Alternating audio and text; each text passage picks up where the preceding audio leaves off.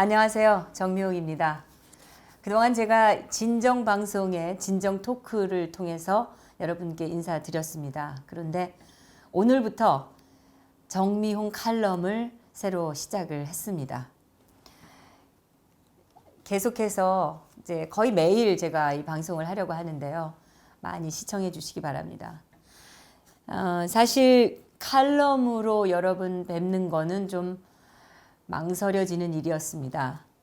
매일매일 준비하는 것도 참 쉽지 않은 일이기도 했고, 또 이게 아무래도 비판을 포함하게 되니까 요즘처럼 비판의 홍수 속에서 또 비판을 쏟아내야 되는가 이런 것 때문에 좀 고민을 하긴 했습니다.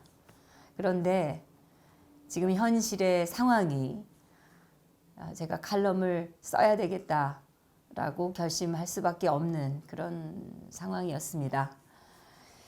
사실 우리나라의 그 언론이 참 많습니다.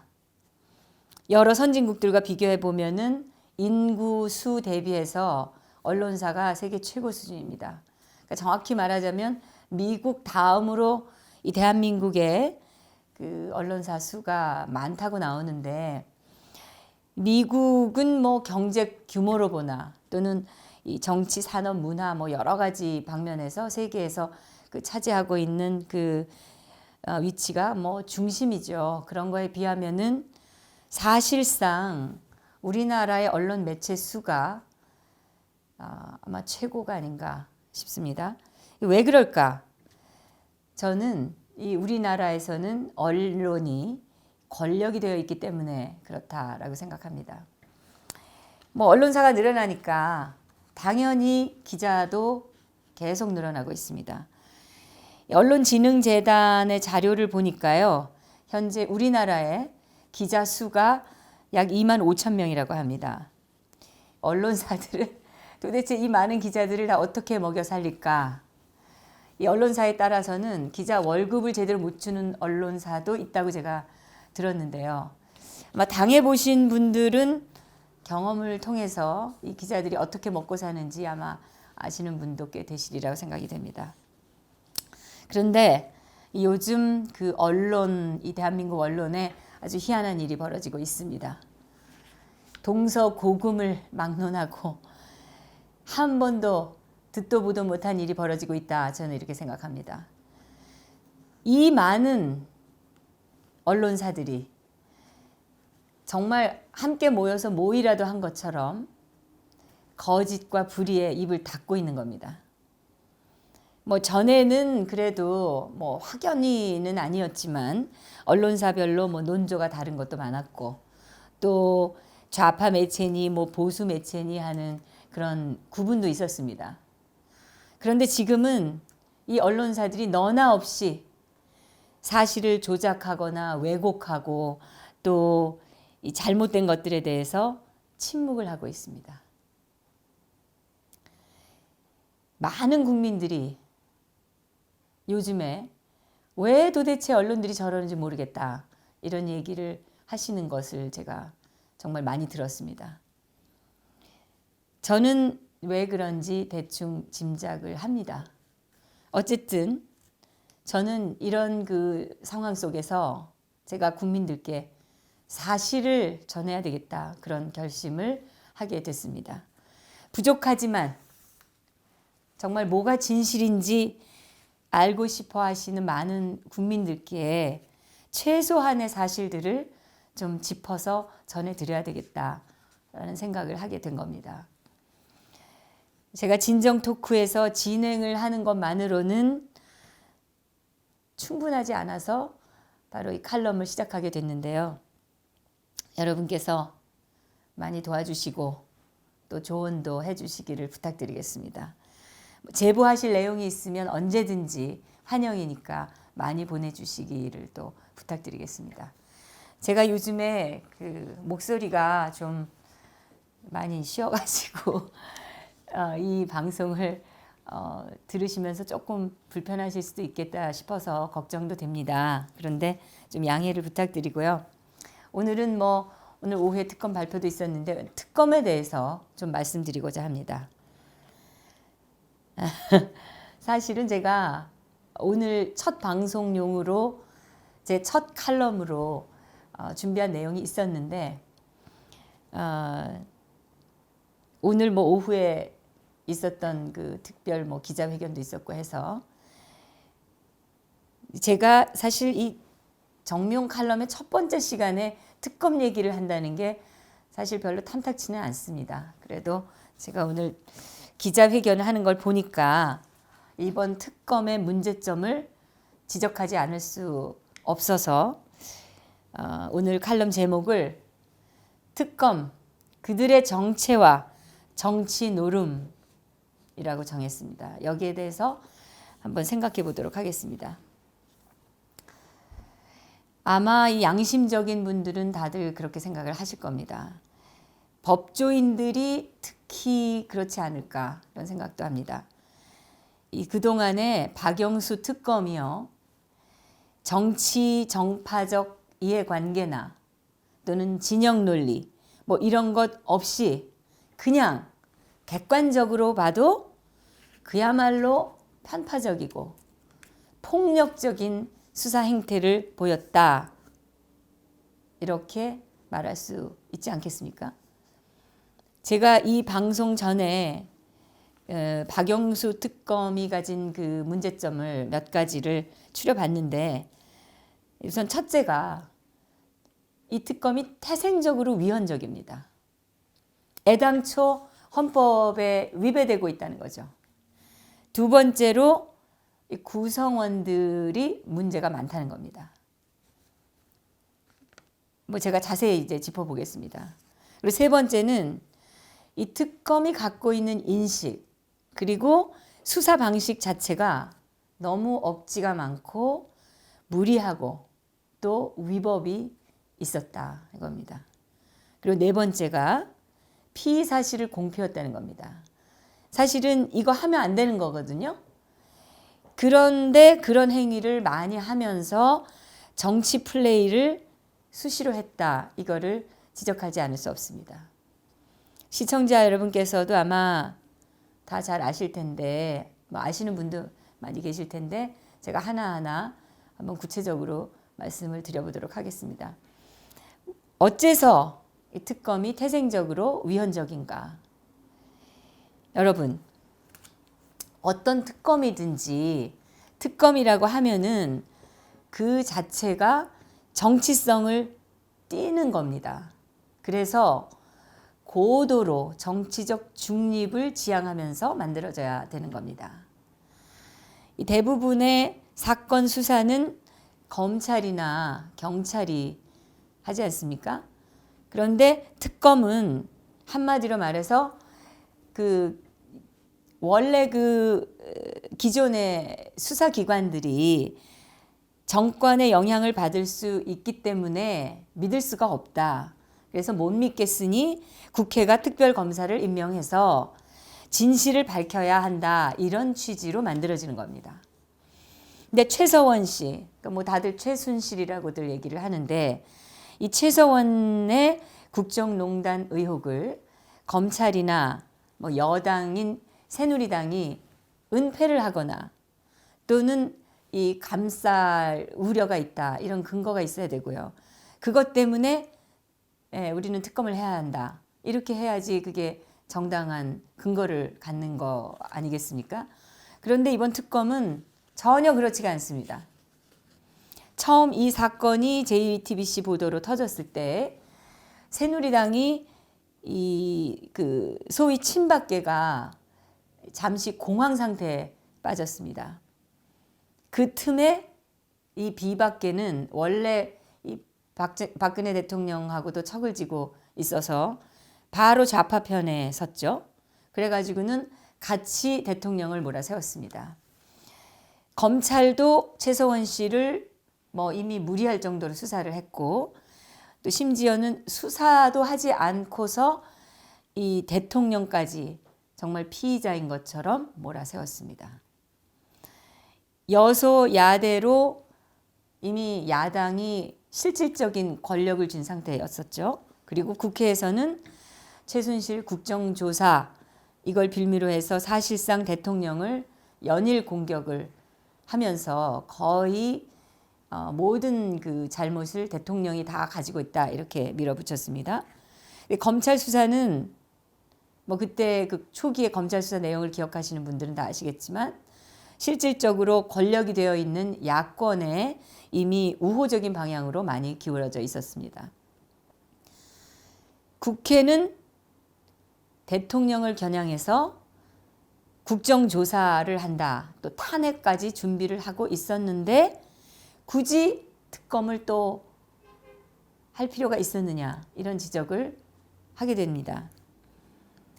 검찰과 여당이 박근혜 정부 편에 확실히 섰다든지 진실을 뭐 은폐하려는 뭐 시도를 했다든지 또 그런 뭐 어떤 근거라든지 그런 정황이 전혀 없는 상태에서 야당과 언론이 다 합세를 해가지고 대통령 개인의 인권까지 마구 짓밟히고 있는 그런 상황에서 이미 다 한쪽으로 다 기울었다는 거죠. 이 사건이 여당이 무슨 은폐를 하거나 이런 상황이 되지 않는 그런 상황에서 막대한 국민 세금을 쏟아붓는 특검을 왜 해야 됐는가? 참고로 이거 말씀드리면은 이번 그 특검에 약 20억 원 정도의 혈세가 들어갔다고 하는데요. 이건 정확한 숫자를 좀 더 확인을 해서 말씀드리겠습니다. 근데 20억 원의 혈세가 쓰였다고 하고, 그러니까 이처럼 이 특검 자체가 불필요한 상황이었는데 여당인 새누리당은 이 특검을 반대하는 것이 아니라 아예 특별 검사 임명에 전혀 관여하지 않겠다고 해버렸습니다. 이거는 뭐 저는 국회의원으로서 의무를 다 저버린 거라고 생각합니다. 특검 존재의 가장 큰 근거가 된 것이 바로 이 정치적 중립을 위해서라는 건데 야당만이 관여한 특별검사 그 임명 누가 봐도 그게 정치적 중립성을 상실한 거 아닙니까? 새누리당이 야당에게 이 특별검사 임명 권한을 위임을 한 거, 저는 이게 초기에 그 촛불 시위의 위력에 너무 겁을 먹은 것이 아닌가 그런 생각을 합니다. 초기에는 뭐 이 촛불 시위에 언론 그 허위 보도로 밝혀진 그 많은 그 보도에 속아가지고 시민들이 참여를 좀 했지만 사실 이게 뭐 이석기 석방이라든지 또는 사회주의가 답이다 이따위 그 소리를 외치는 조직들이 만든 시위 아닙니까 이게? 정확히 말하면은 이런 집회는 고도의 조직력을 갖춘 뭐 민노총이나 그런 야권의 어용단체들이 일종의 국회 협박성 그리고 체제 전복성 이 시위를 한 것이다 이렇게 봅니다. 그런데 그런 위력 과시, 쿠데타적 그 시위에 대한민국의 이 그 정치를 이끌어가야 될 국회의원들이 겁을 먹고 야당에 일방적으로 특별검사 임명권을 그냥 줘버린 거죠. 재미있는 거는요, 이 촛불 집회 초기에 참석자 수가요. 이건 정확히 얘기하는 겁니다. 당시 언론이 마구 부풀렸던 그 숫자가 아니라 실질적인 수를 보니까 이 참석자들 수가 통진당 그 과거 해산된 통진당의 진성당원 숫자와 비슷하다는 그런 그 분석이 나왔습니다. 그것도 그렇고 또 이 친박 성향 국회의원들에게 그 당시에 협박성 문자가 뭐 거의 하루에 뭐 수천 통이 왔다고 하는데요. 그런 정도의 시위에 여당 정치인들이 겁을 먹은 거는 뭐 그들이 참 형편없다라는 걸 보여준 게 아닌가 싶습니다. 어쨌든 이런 쿠데타적 시위 행위와 언론의 집단 공격으로 인해서 다수의 여당 국회의원들이 입이 봉쇄된 가운데 정치적 중립성이 보장되지 않은 특별검사가 임용됐다는 거죠. 그러니까 그 자체가 이미 위헌적이라는 겁니다. 더욱이 이번 특검을 만들기 위해서 만든 특검법, 이걸 보면은 말도 안 되는 아주 이상한 조항들이 있습니다. 우선 이게 기존에 있었던 특검보다 더 많은 대규모 인원으로 구성이 됩니다. 그리고 또 파견 나온 수사관들이 각자의 소속 기관에 관련 보고를 하지 않아도 된다, 이렇게 되어 있습니다. 그리고 근데 이런 걸 보면은 이건 정말 예전 특검에서는 전혀 볼 수 없었던 내용이고요. 특히 정치적인 냄새가 나는 사항이라고 하겠습니다. 그래도 이 정도는 애교로 봐줄 수도 있습니다. 그런데 문제는 그 내용이 이런 게 있습니다. 사건의 수사 과정에서 인지된 관련 사건들에 대해서 수사할 수 있도록 됐습니다. 그리고 사실상 피의 사실 공표를 할 수 있다, 이렇게 된 내용이 있습니다. 이건 뒤에서 말씀드리겠지만 명백한 위헌입니다. 사건 수사 과정에서 알게 된 사실을 모두 수사할 수가 있다, 이렇게 한 거는 특검이 사실상 무한정으로 무조건적인 수사를 할 수 있다, 이렇게 만들어준 거죠. 그러니까 누군가가 악의적으로 어떤 헛소문 같은 거, 또는 악의적인 어떤 소문 같은 것을 제보를 했다. 그래도 그런 의혹 같은 것을 멋대로 수사하도록 그냥 만들어 놓은 겁니다, 이게. 그리고 더불어민주당의 박범계 의원, 이 박범계 의원이 이 법의 초안을 만든 분이라고 하는데, 이 박범계 의원은 판사 출신입니다.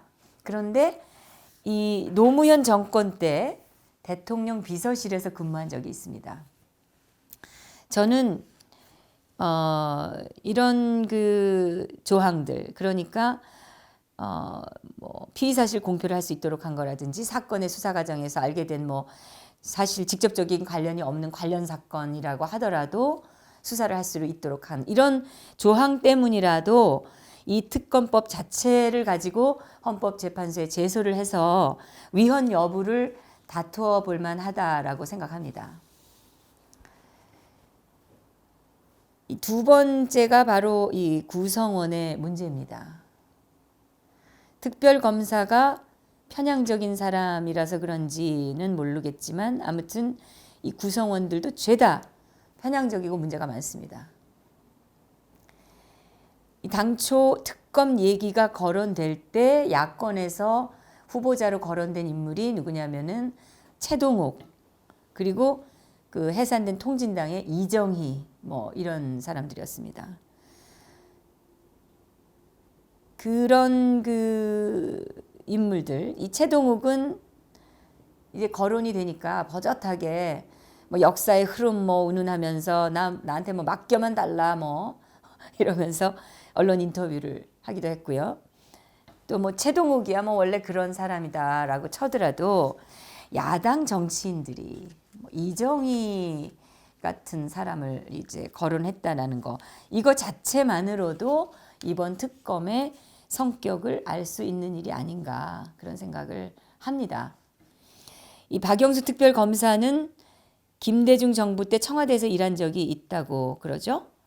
네, 이분이 좌파 정권 중심부에서 일했다는 게 문제다, 이거는 아니죠. 그럴 수도 있습니다. 그런데 문제는 특검은 사실 정치적으로 중립적인 인사가 임명되어야 설치 목적에 맞는 거 아닙니까?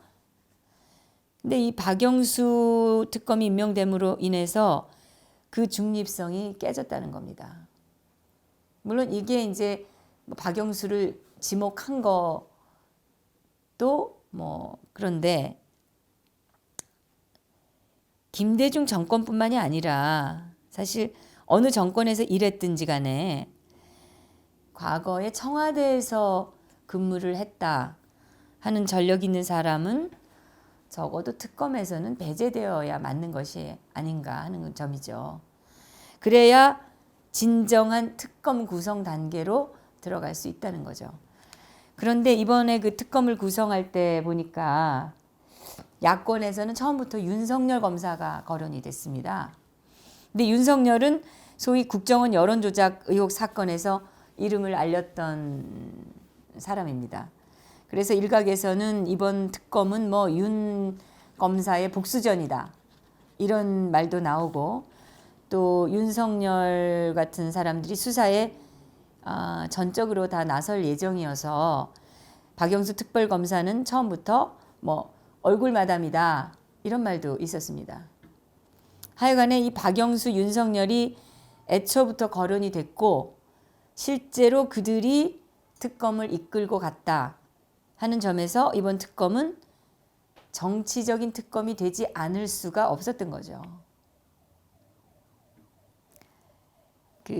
여러분 중에 이 다수께서 조중동이나 종편을 참 싫어하실 텐데, 죄송합니다만 오늘 그 TV조선이 한 보도를 좀 말씀드리겠습니다. 블랙리스트 검사들이 문화부 블랙리스트 수사를 했다 이러고 보도가 나왔습니다. 뭐 고영태 형님이라든지 뭐 드드드드 이런 식의 그 별칭으로 불리고 있는, 요즘 그래서 꽤 알려진 이진동 부장이 있는 그 TV조선 사회부의 보도입니다. 이분이 이름이 진동이라서 인터넷상에서는 드드드드라는 별칭이 있다고 그러는데요. 이 보도 내용을 보면은 청와대에서 만든 이 검사 블랙리스트 명단에 올랐던 그 검사들이 특검에 파견이 돼서 문화부의 그 블랙리스트 의혹 사건을 수사했다 이렇게 나온 겁니다. 근데 그 검사 블랙리스트를 TV조선이 입수를 했다 그러는데 저는 그 입수 경위가 그거조차도 의심스럽습니다. 고영태 녹취록을 보신 분이라면은 이 TV조선 사회부의 보도를 신뢰하실 수 있겠습니까?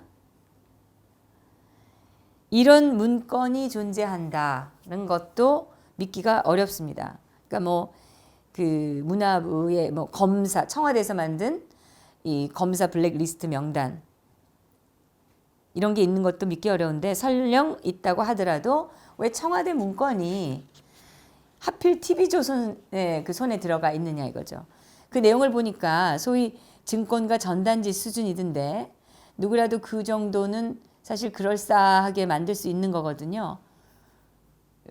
그 허위성 보도가 비슷한 게 얼마나 많았습니까 그동안에. 뭐 어쨌든 간에 TV조선이 입수했다고 주장하는 이 검사 블랙리스트가 실제로 있다고 칩시다.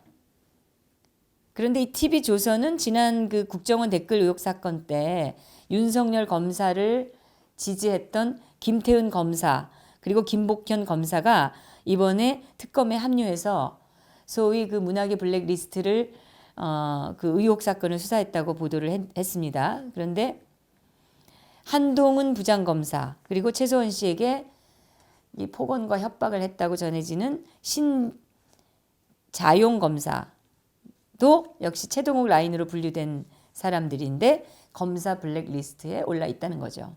근데 이 TV조선 보도가 사실이라면 아니 그런 검사들이 특검에 파견되는 거 자체가 문제가 아닌가 하는 것을 저는 지적하고 싶습니다.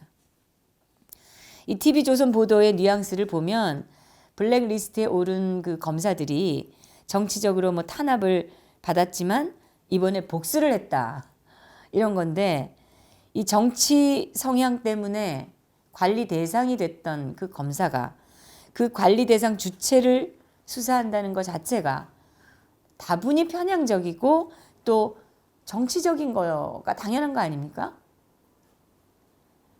이 다음 기회에 제가 좀 더 세심하게 면밀하게 분석을 해가지고 여러분께 이 방송을 통해서 말씀을 드리겠지만, 이번 특검 구성원들이 정치적으로나 지역적으로 지극히 편향되어 있습니다. 지금 이 최서원 씨를 둘러싼 사태가 정치 세력 간의 그 권력 다툼 성격에서 비롯된 게 크지 않습니까? 그런 걸 생각하면은 이 특검 구성원의 정치적 중립 문제도 대단히 중요하고 또 지역적 안배도 저는 대단히 중요하다고 생각합니다.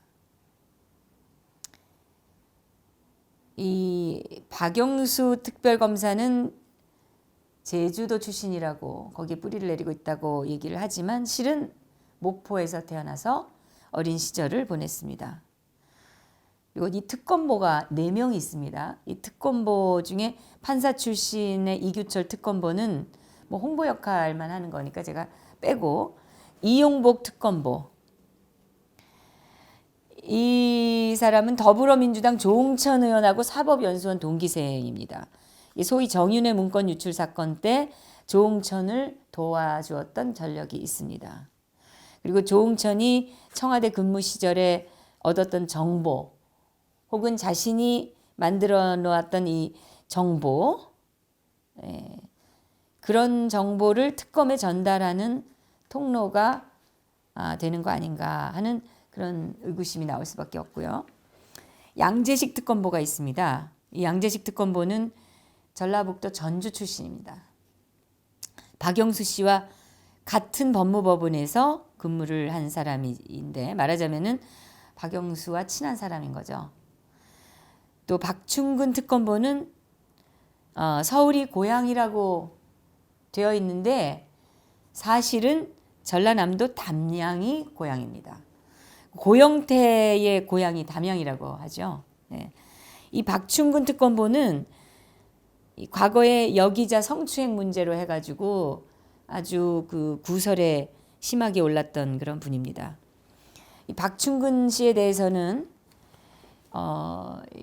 주모라는 분이 어떤 제보를 한 것도 있는데 그거는 제가 다음번에 제가 이 칼럼을 통해서 자세히 또 다뤄서 소개를 해드리도록 하겠습니다.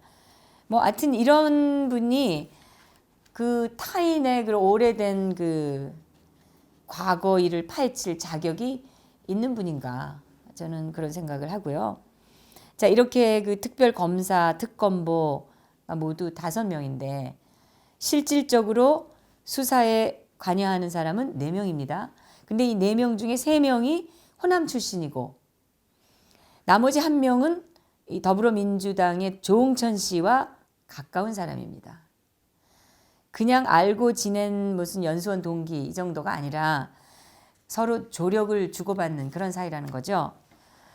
그 윤석열이나 최동욱 같은 이 정치적으로 누가 봐도 편향된 검사를 지지하는 사람들이 수사관으로 다 투입되어 있지를 않나, 또는 지휘부가 정치적으로 또 지역적으로 편중되어 있질 않나.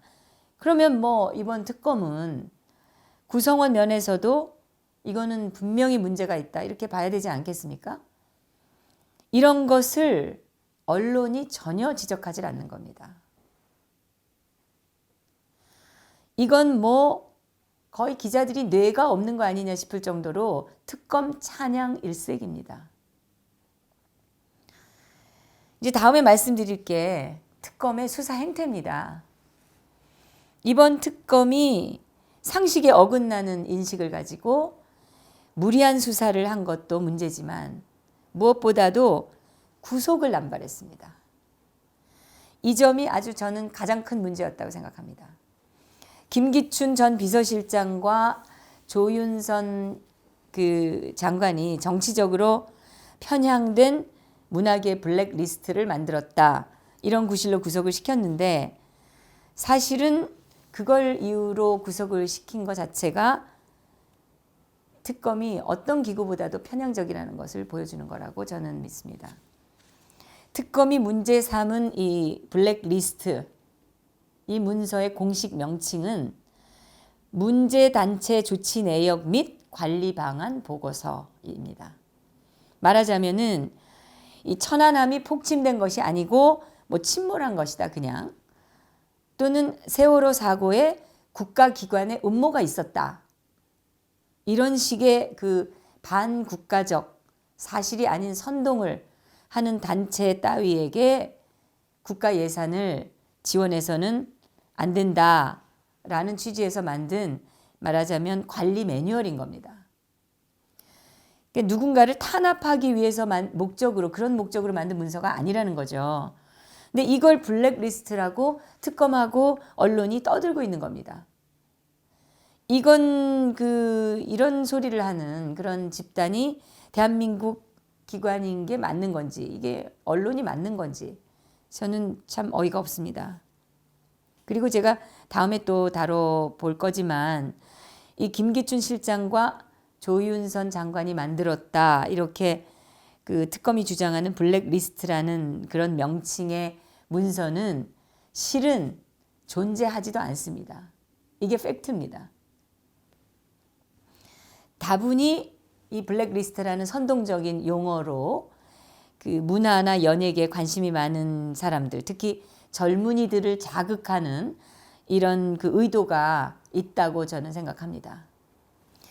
문학의 블랙리스트, 그러니까 문제 단체의 조치 내역이나 관리 방안 보고서, 그러니까 정확히 말하면 문제 단체 조치 내역 및 관리 방안 보고서, 이 문서는 국가 안보 등에 저해가 되는 그런 행동을 한 단체 등에게 국민 혈세가 아무렇게나 지원돼서는 안 된다. 그래서 만든 것이고, 이거는 김기춘 실장이나 조윤선 장관이 만든 게 아닙니다. 본인들도 극구 이거에 대해서는 부인을 했죠. 그런데 이 보고서는 그러면 어떻게 된 거냐? 과거에 좌파 정부에서 만든 시민단체 지원 보고서, 이걸 검토해 보고 그걸 가지고, 그러니까 그걸 역으로 뒤집어서 혈세를 남발하지 않도록 한 겁니다. 그러니까 누굴 탄압한 게 아니라 부당하게 퍼주던 것을 보류시킨 겁니다. 이걸 어떻게 이 정권의 입맛에 맞지 않는 단체들을 탄압하기 위한 것, 직권남용이라고 할 수 있는 건지, 저는 여기에 문제점을 지적하는 겁니다. 이를테면 이 세월호 사고는 해상교통사고죠. 이런 사고를 가지고 마치 국정원이 이걸 계획적으로 침몰시켰다는 이런, 그리고 또 대통령 때문에 아이들이 다 죽게 됐다, 이런 식으로 느낌을 주는 그런 책을 펴내는 출판사가 있다. 그러면 정부가 국민의 혈세를 여기다가 지원금을 주면서 이 단체를 후원해야 되는 겁니까? 이건 어느 정권이라도 저는 마찬가지일 거라고 생각을 합니다. 말하자면은 이런 걸 가지고 특검이 견해가 다르다는 이유만으로 지원을 배제해서 창작의 자유를 침해했다. 그리고 문화적 다양성을 잃어버리게 만들었고, 그래서 문화예술인들 뿐만 아니라 국민에게 피해를 줬다는 겁니다. 근데 지원을 하지 않았다는 게 어떻게 해서 창작의 자유를 침해한 거가 되는 건지 저는 알 수가 없습니다. 여러분께서는 동의하십니까? 그런데 특검은 이 정권에 대한 비판을 자유민주주의 체제를 흔들려는 행위로 보는 시각을 가지고 헌법의 본질적 가치에 위배되는 그런 중대 범죄를 저질렀다, 이렇게 말하고 있는 겁니다. 이런 특검의 시각이야말로 저는 편향적이고 악의적이다라고 말씀드립니다. 이걸 만드는데, 이런 존재하지도 않는 이런 걸 만드는데 주도적이었다, 이런 의심만 가지고 팔순이 다 된 지병이 있어서 심장에 스텐트를 여러 개나 이미 넣고 있다는 김기춘 실장, 그리고 현직 장관 김윤선 장관을 구속한 겁니다.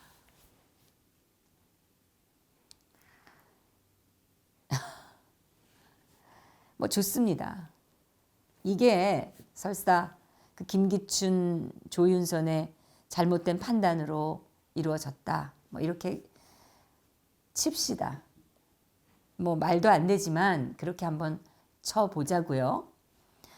근데 그렇더라고 해도 그거는 국가의 행정행위입니다.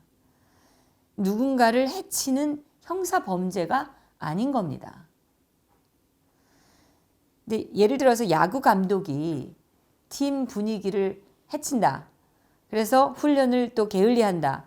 이런 선수를 출전 명단에서 배제하는 거. 이거는 말하자면 감독의 고유 권한 아닐까요? 또 선수 입장에서 보면은 물론 억울한 게 없지 않겠지만 그거는 선수를 해치는 형사적 범죄가 아니지 않습니까? 특검은 이 자기들의 이념적 정치적 성향에 따라서 이런 행정행위나 또는 대통령의 통치행위까지 그 자체가 남을 해치거나 또는 그 국민에게 엄청난 그 해를 끼치는 형사 범죄처럼 간주하고 있습니다. 저는 이게 큰 문제라고 생각합니다. 이 김기춘 실장이나 조윤선 장관 등이 문화예술인을 탄압했다. 이런 제보를 문화 쪽의 그 관계자들이 야권이나 특검에 많이 해왔다고 합니다. 이걸 보니까 그동안에 이 김기춘 실장이 얼마나 힘들게 일하고 있었던 것인지 짐작이 됩니다.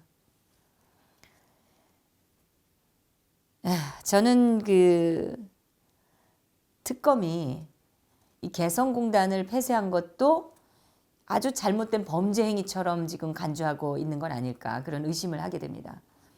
지금 야권이 그런 시각을 가지고 있거든요.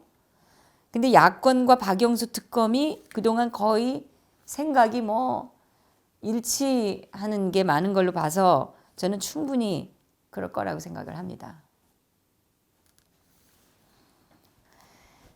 이 삼성 이재용 부회장을 구속시킨 것만 해도 그렇습니다. 사실 그건 누가 보더라도 이 박근혜 대통령을 뇌물을 먹은 사람으로 만들기 위해서 이 부회장을 끼워 넣기 한 겁니다. 그런데 대통령이 뇌물을 받은 것이다. 이런 그 특검의 인식도 얼마나 이게 무리한 겁니까? 이 부분에서 특검은 뭐 이리저리 말이 참 많은데 결국 대통령이 최소원 씨 딸을 지원해주는 대가로 삼성 이재용 부회장의 경영권 유지를 돕고 국민연금에 막대한 손실을 끼쳤다. 뭐 이런 그 주장을 하는 건데요. 그러니까 이 최소원 씨 딸이 삼성으로부터 지원받은 게 사실상 박 대통령이 받은 뇌물이다. 뭐 이런 논리입니다. 예, 박영수 쪽의 얘기가요. 네, 그래서 그 문영표 국민연금공단 이사장이 장관 시절에 여기 가담했다 이런 구실로 구속을 시킨 거 아닙니까? 그런데 대통령은 취임한 이후에 자신의 그 동생들도 단 한 번도 만나지 않은 대통령입니다. 그런데 이 대통령이 최서원 씨 딸을 돕기 위해서 국민연금에 막대한 손실을 초래하면서까지 나섰다?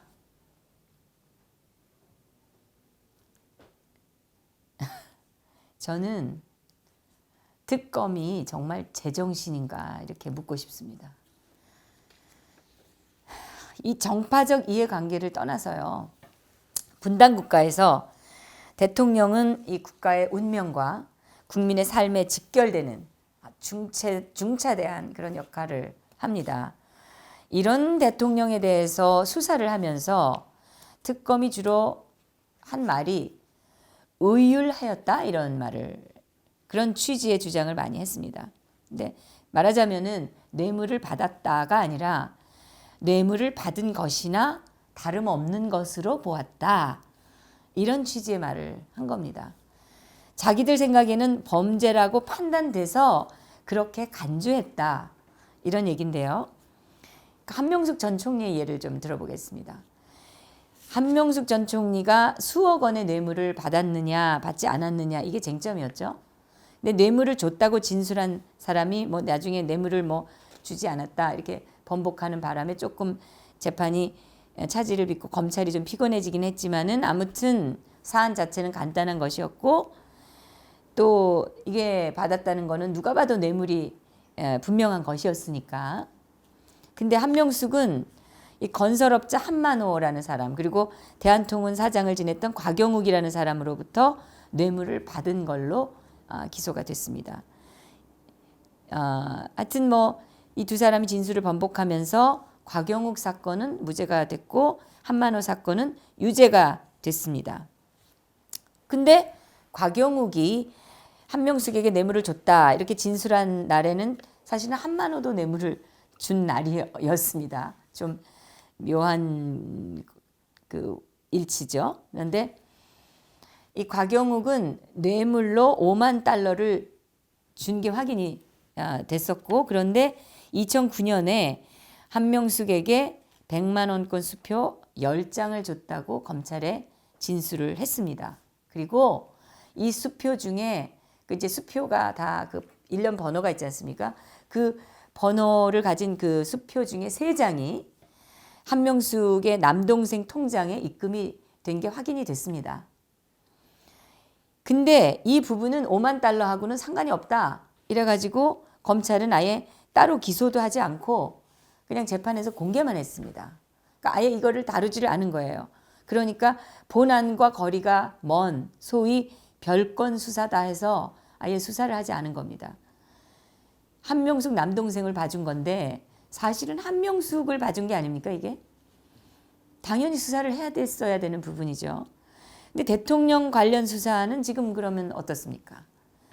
대통령이 최서원 씨 명의로 진료를 받은 부분만을 가지고도 특검은 의사를 기소했습니다.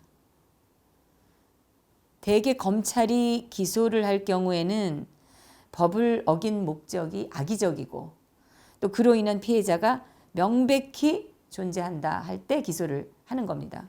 그런데 대통령이 부득이하게 최서원 씨 명의로 몇 번 진료받은 걸 가지고 이게 무슨 악의적인 무슨 범법 목적이 있었겠습니까? 스토커 같은 또는 어떤 그 이상한 인간들이 따라붙을지 모르는 그런 유명인들이 가족 명의로 진료받는 거는 흔한 일이죠.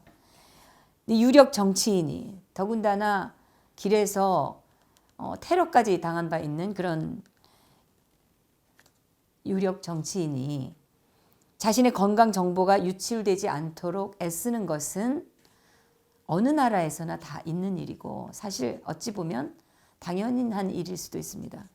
근데 특검은 국가적인 중대 사안에 대해서 수사하는 기관이고 특히 이번 특검은 최서원 씨가 국가에 피해를 입힌 사실이 있느냐 없느냐 이게 그 존재 이유입니다. 그런데 실명 진료 기록을 하지 않았다는 이유 그걸 가지고 의사를 기소했습니다. 이게 정말 그 별건의 수사라고 할 수 있고 너무 치졸한 거 아닙니까? 그럴싸한 구실로 변명을 하면서 마치 국가를 위해 수사를 하는 것처럼 이렇게 꾸몄지만 그걸 가지고 기자회견을 통해서 발표하면서 이거는 뭐 대통령을 흠집내기 위한 거 이상의 아무것도 아니라고 저는 생각합니다. 특검은 저는 이 대기업이나 또는 그 소위 가진 자들 자체를 적대시하는 그런 면이 있지 않나 저는 그렇게 느껴집니다. 삼성 이재용 부회장의 경영상 판단마저 경영권을 차지하기 위한 범죄 행위로 보고 있는 게 바로 그런 거죠. 그러니까 최서원 씨의 딸 정유라 씨가 이화여대에 입학한 것은 관행적으로 보면은 아무런 문제가 없는 일인데 뭐 이거는 체육계의 현실이나 구조를 자세히 조금만이라도 아는 사람이라면 이 최서원의 딸이 이화여대에 입학한 것은 사실 뭐 큰 특혜라고 볼 수가 없음을 알 수 있습니다. 제가 살펴본 바로는 최서원 씨 딸은 다른 대학에 얼마든지 갈 수 있었습니다. 이화여대로서는 승마 종목의 학생이 입학하는 것은 학교 홍보에 이득이 되기 때문에 한 것이다. 저는 그렇게 생각이 되는데요. 우리 언론이 수차례 보도를 한 바 있지만 선진국에서는 이 말 관련 산업이 많이 발달이 돼 있습니다. 말 산업을 중요하게 취급하고 있는 거죠. 우리나라에서는 아니지만 스포츠로서 승마의 위치는 대단히 높습니다. 삼성뿐만이 아니라 우리 대기업들이 효과를 즉각 볼 수 있는 상품 광고뿐만 아니라 이 회사 브랜드 가치를 올리기 위해서 다각도로 많은 노력을 하고 있고, 이 승마 경기에 광고하는 것도 사실은 이 브랜드 가치 상승을 위한 그런 노력의 하나라고 볼 수가 있습니다. 근데 어린 시절에 레슬링을 했던 그 이건희 회장은 레슬링에 많은 그 투자와 후원을 했었죠. 이건희 회장이 또 승마에도 애착이 많아서 이재용 부회장이 예전에 그 승마 국가대표 선수를 6년이나 했다는 거는 알고 계시죠? 이재용 부회장이 아시아 선수권 대회에서 은메달을 딴 적도 있습니다. 삼성은 그리고 이 승마 국제대회까지 만들어서 오랫동안 주최를 하기도 했습니다. 우리 스포츠 스타들이 사실 스폰서 구하는 게 참 아주 어려운 일입니다. 스폰서 없이는 양질의 훈련을 하기도 어렵고 또 지속적으로 좋은 성적을 거두기도 이제 어렵기 때문에 그런데요. 사실 웬만한 경기 종목 선수들은 세계 대회에 입상을 하고 나면은 스폰서 찾으러 다니느라고 아주 열심입니다. 여러분께서 알만한 스타들이 상당수가 다 그렇습니다. 그런데 승마는 특히 스폰서가 필요합니다. 말 자체 가격도 워낙 비싸지만 말을 관리하거나 또 훈련하는데도 돈이 많이 들고, 또 승마에는 그 운동신경이 거의 필요 없다고 하는데 사실 전적으로 그런 건 아니고요. 승마에는 이 말하고 교감이 아주 중요해서 승마 선수가 말을 감정적으로 아주 잘 다룰 줄도 알아야 됩니다. 그래서 늘 같이 호흡을 말과 해야 되는데 그런 공간을 제대로 개인이 확보하는 게 쉽지가 않습니다. 근데 이번 그 사건이 터지고 나니까 마치 삼성이 최서원 씨 압력 때문에, 그러니까 사실상 박 대통령 때문에 정유라만을 도운 것처럼 그렇게 보도를 하고 있고, 그래서 삼성 측에서 어쩔 수 없이 도왔다 이런 보도가 나오고 있는데 이건 다 사실이 아닙니다. 정유라 양은 그 전에 이미 자기 말을 가지고 아시안 게임에서 좋은 성적을 거두었었고, 삼성이 정유라나 혹은 다른 승마 선수들을 후원하면은 광고비 측면에서도 충분히 본전을 뽑는다는 계산을 할 수가 있는 겁니다. 정호성 씨가 밝혔듯이 그 박근혜 대통령은 수많은 중소기업을 돕기 위해서 애썼습니다. 그런데 최서원 씨가 그 관련돼 있는 그런 업체만 집중 거론이 된 거죠. 거기에서도 이 최서원 씨 죄가 뚜렷이 드러난 것은 사실 그렇게 많이 집중해서 했는데도 없었습니다. 거기다가 최서원 씨가 문제된 재단을 실질적으로 지배하지 않은 정황도 다 드러났고요. 고영태 일당의 녹취록은 또 어떻습니까? 이 공익재단을 개인의 사유재산처럼 보고 있는 것 자체가 이게 말이 안 되는 얘기입니다. 이게 공익재단은 말 그대로 공익재단이라서 개인 소유가 될 수가 없고 국가기관으로부터 감사도 또 받습니다. 지금 특검은 미르재단, K재단이 개인 소유는 아니지만 사실상 최서원 씨가 조정한다고 간주하고 그래서 대통령 것으로 간주한다 이렇게 얘기를 하고 있는데, 그래서 이제 등장한 게 최서원과 대통령이 경제공동체다. 이번 그 특검에서는 참 희한한 말이 많이도 나옵니다. 저도 예전에 법을 전공했고요. 한때 제가 사법시험을 준비한 적도 있었습니다. 그런데 개인들끼리 무슨 경제공동체니 이런 용어는 제가 처음 들어보고요. 그 경제공동체라는 말로 엮어보겠다고 해서 이 대통령이 27년에 구입한 이 사적 계약 이것까지 다 파헤쳤고, 또 최서원 씨 일가의 수십 년 동안의 그 계좌를 또 다 들여다본 것 아닙니까? 그래 놓고서 최서원 일가가 박 대통령의 사절을 사준 것처럼 발표를 했습니다. 물론 이것은 바로 사실이 아닌 것으로 반박이 나왔죠. 예전에 가지고 있던 장충동 집을 팔아서 그 돈으로 삼성동에 그때 쌀 때 산 것이다, 이렇게 이미 사실이 밝혀졌습니다. 그런데 그 특검의 발표를 놓고 보면은 최서원 일가가 박 대통령 사저 구입에 심부름을 했다는 건지, 아니면은 자기네 돈으로 집을 사서 대통령에게 갖다 바쳤다는 건지 분명히 밝히지를 않고 있습니다. 그리고 교묘하게 집을 사줬다, 이렇게 얘기를 하고 있는 겁니다. 저는 이것이 대단히 교활한 발언이다, 이렇게 생각합니다. 근데 그렇게 많이 파헤치고 다 하고 나서 얻은 결과가 실명 진료를 하지 않은 걸로 의사를 기소한다, 뭐 이런 겁니다. 그런 식으로 의사 한 명의 면허가 날아가면 그러면은 속이 후련해지는 건지. 이 최서원 씨가 80년대 초에 강남에서 유치원을 시작을 했는데요. 그리고 뭐 그 헐값에 나온 교회를 하나 사서 그 자리에 이제 증축을 해서 빌딩을 하나 중간에 이제 세웠는데, 그런 땅값이 올라서 지금 200억 원대의 그 재산이 있다고 합니다. 근데 그거 말고는 달리 재산이 없습니다. 밝혀진 게요.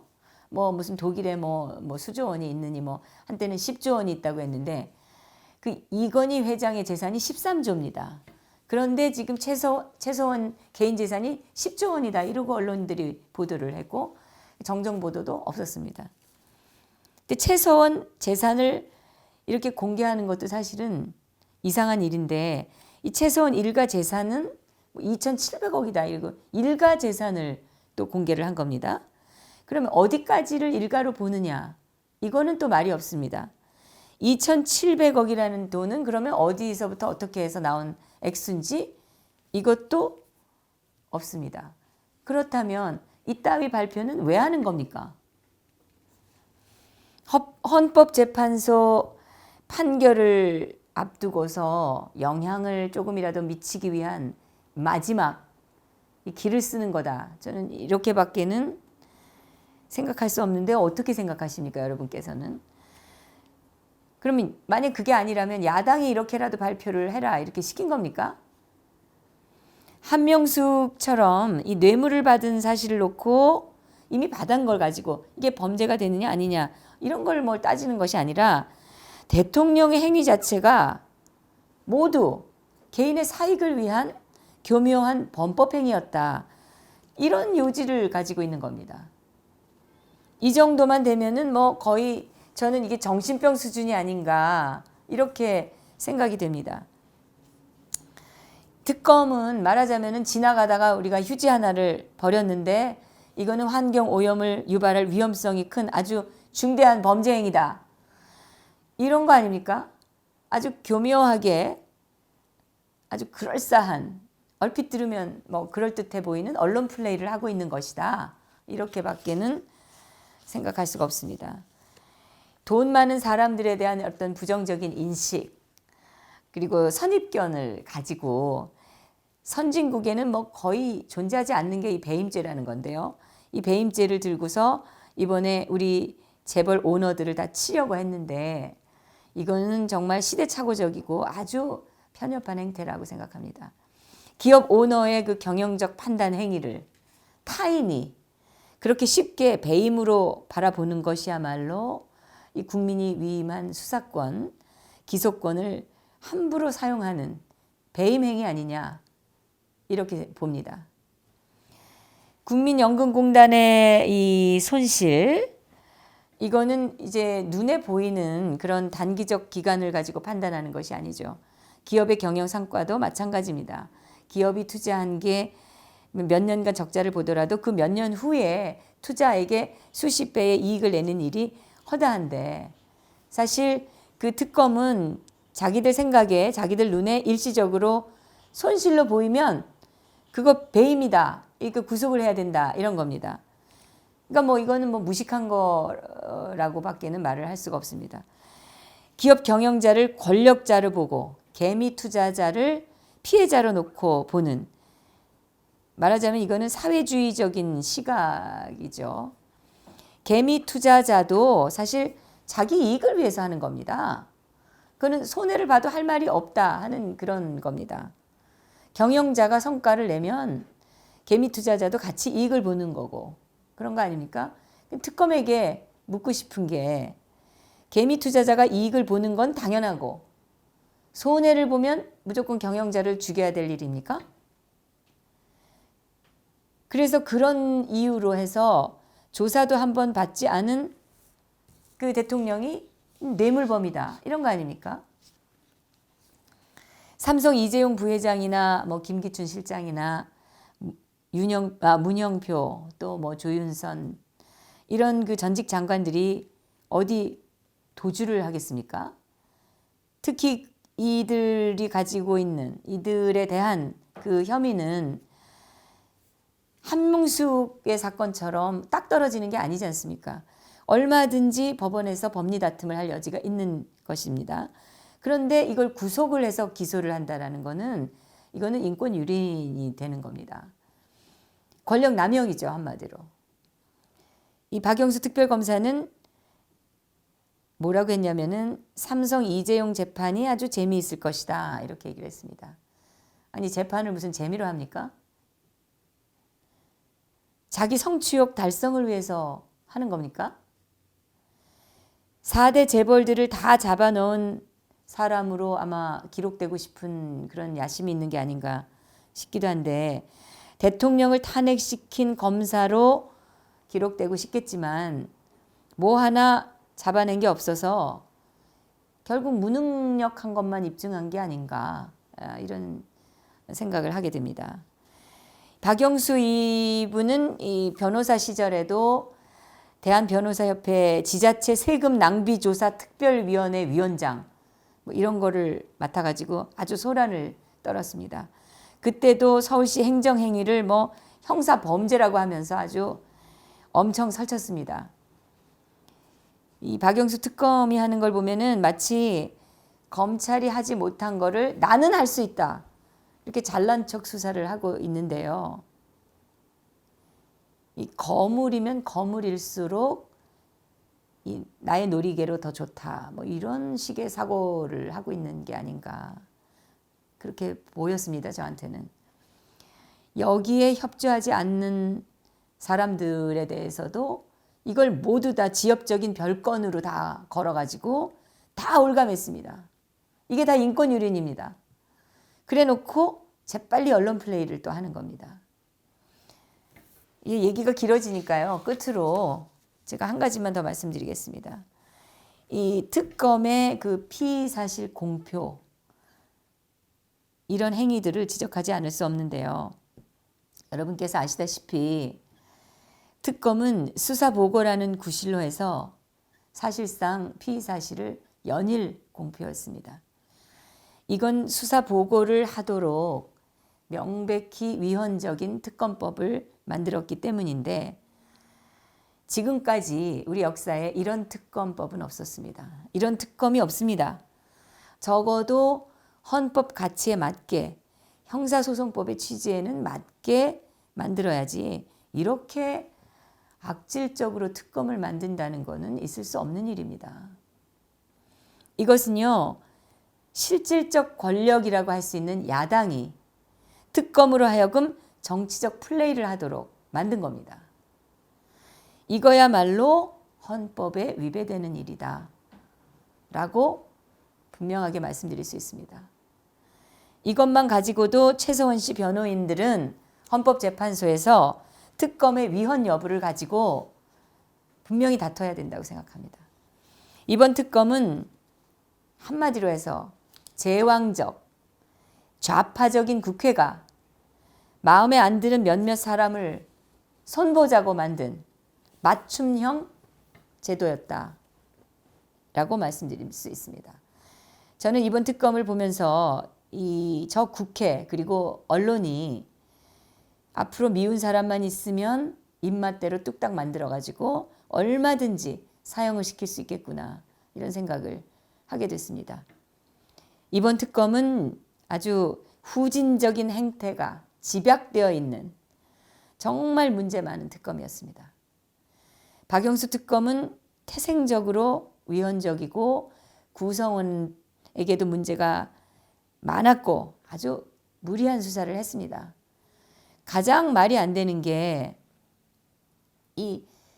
그런 행태를 하면서도 또 범죄 혐의가 명백히 있는 그 고영태 일당에 대해서는 입건은커녕 수사도 안 했다는 거죠. 오늘 그 박영수 특검의 그 발표를 보니까 이거는 뭐 위법적인 다분히 정치적 노름에 불과했다라고 저는 봅니다. 과거 그 박영수 씨가 슬로트 머신의 대부라고 하는 사람의 변호를 맡았을 때 그 소송이 상대방으로부터 칼을 맞은 사실이 있다고 하죠. 이런 일은 사실 좀처럼 없는 일인데 왜 하필 박영수 씨에게는 생겼을까요? 지금 돌아가는 걸 보면은 그런 일이 앞으로 또 없다고 우리가 장담할 수 있을까? 그런 생각도 듭니다. 이것 말고도 정말 이번 특검에는 지금까지 그 말씀드린 것 이외에도 정말 문제점이 많지만 오늘은 이 정도로 하겠습니다. 어제는 경칩이었습니다. 만물이 생동하는 그런 시기입니다. 봄으로 달려가는 그런 시작점인데 계절은 봄으로 가는데 우리 상황은 아직 겨울입니다. 새로운 독재가 나타나서 봄을 맞고 있는 것 같습니다. 정미영 칼럼 여기서 마치겠습니다. 내일 또 뵙겠습니다.